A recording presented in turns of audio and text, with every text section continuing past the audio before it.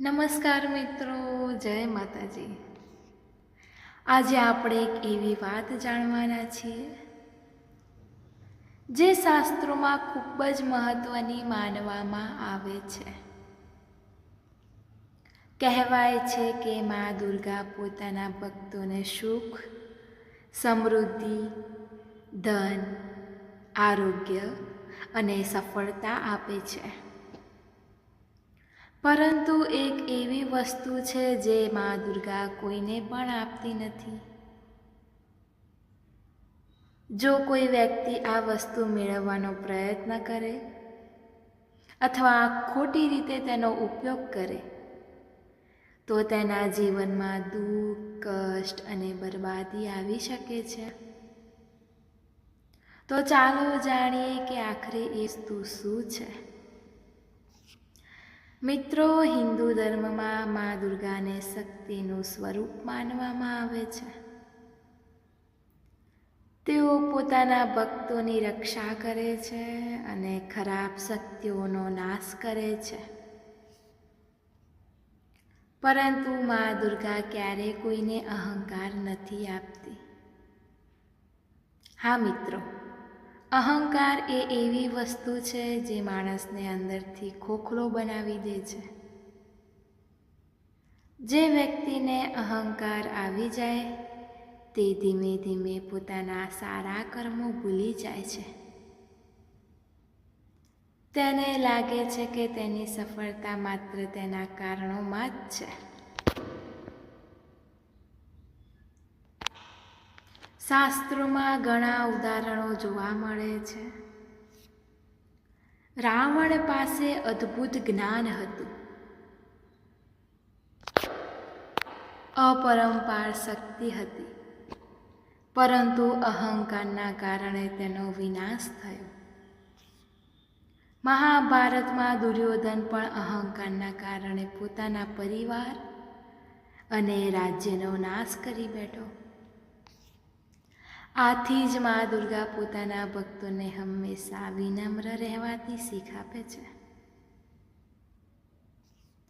મિત્રો, ઘણા લોકો ધન મળતા, સફળતા મળતા અથવા પ્રસિદ્ધિ મળતા બદલાઈ જાય છે। તેઓ બીજાને નાનું સમજવા લાગે છે। પરંતુ યાદ રાખો, ધન, માન, સન્માન અને સફળતા કાયમી નથી। આજે છે તો કાલે નથી। જે વ્યક્તિ આ વાત સમજી જાય છે તેના જીવનમાં હંમેશા ખુશીઓ રહે છે। મા દુર્ગા કહે છે કે માણસે પોતાની શક્તિનો ઉપયોગ એ બીજાની મદદમાં કરવો જોઈએ। જો શક્તિનો ઉપયોગ બીજાને દુઃખ આપવા માટે કરવામાં આવે તો એ શક્તિ જ તેના પતનનું કારણ બને છે। તેથી હંમેશા સારા વિચાર રાખો, બીજાની પ્રગતિ જોઈને ખુશ થાઓ, ક્યારેય ઈર્ષ્યા કે ઘમંડ ન કરવો। મિત્રો, ઘરમાં સુખ શાંતિ જાળવવા માટે કેટલીક બાબતોનું ખાસ ધ્યાન રાખવું જોઈએ। દરરોજ માતાજીનું સ્મરણ કરો, વડીલોનો આદર કરો, ગરીબ અને જરૂરિયાતમંદ લોકોની મદદ કરો અને સૌથી મહત્વની વાત, પોતાની સફળતાનો ક્યારેય ઘમંડ ન કરો। જ્યારે માણસ નમ્ર રહે છે ત્યારે ભગવાન પણ તેની મદદ કરે છે। પરંતુ જ્યારે માણસ અહંકારી બની જાય છે ત્યારે તેની બુદ્ધિ કામ કરવાનું બંધ કરી દે, તે ખોટા નિર્ણયો લે છે અને ધીમે ધીમે મુશ્કેલીઓમાં ફરવાઈ જાય છે। મિત્રો, મા દુર્ગાની સાચી કૃપા મેળવવી હોય તો હૃદયને શુદ્ધ રાખો, સાચા માર્ગ પર ચાલો, ખોટું બોલવાથી બચો અને હંમેશા સારા કર્મ કરો। કારણ કે સારા કર્મો જ માણસની સાચી સંપત્તિ છે.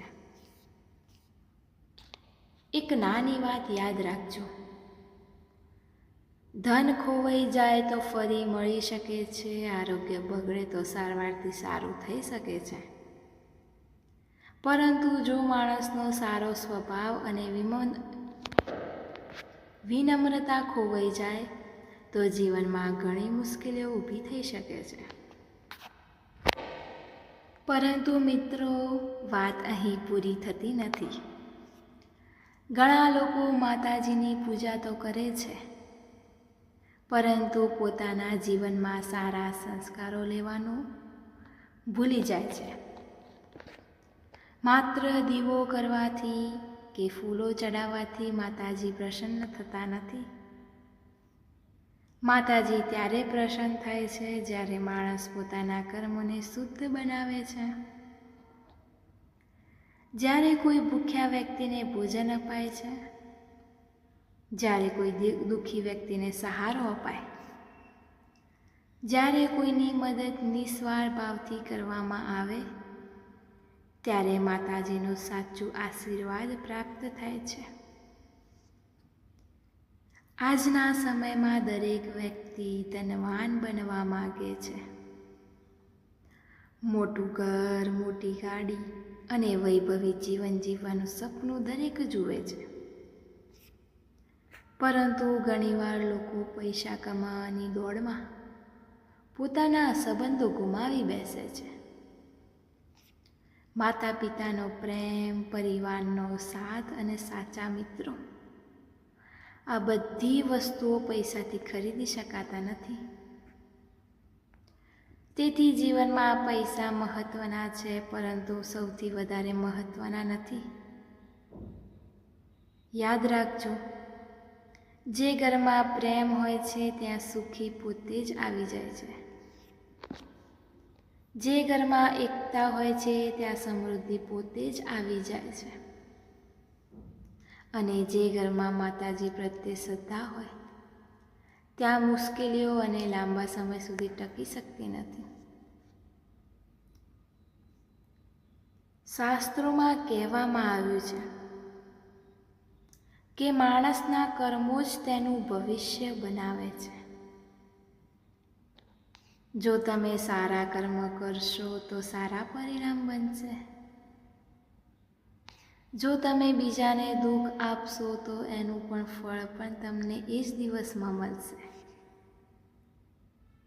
તેથી હંમેશા સત્યના માર્ગ પર ચાલો.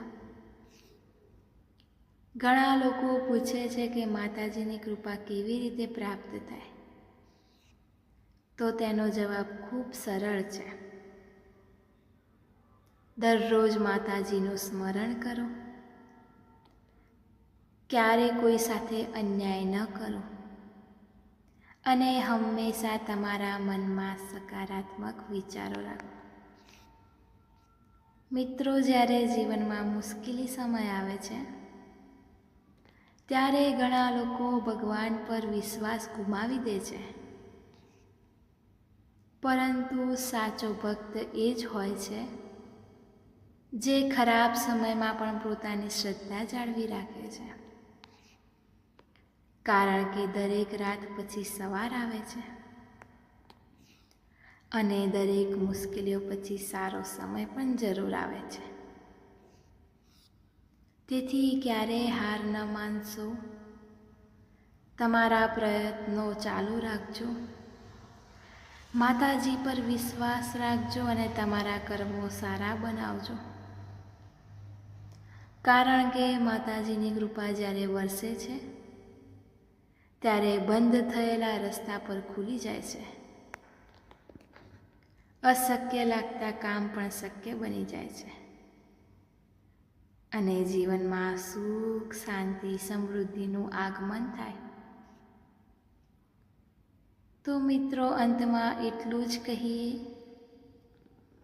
અહંકારથી દૂર રહો, વિનમ્રતા અપનાવો, સારા કર્મ કરો અને હંમેશા માતાજીના ચરણોમાં શ્રદ્ધા રાખો.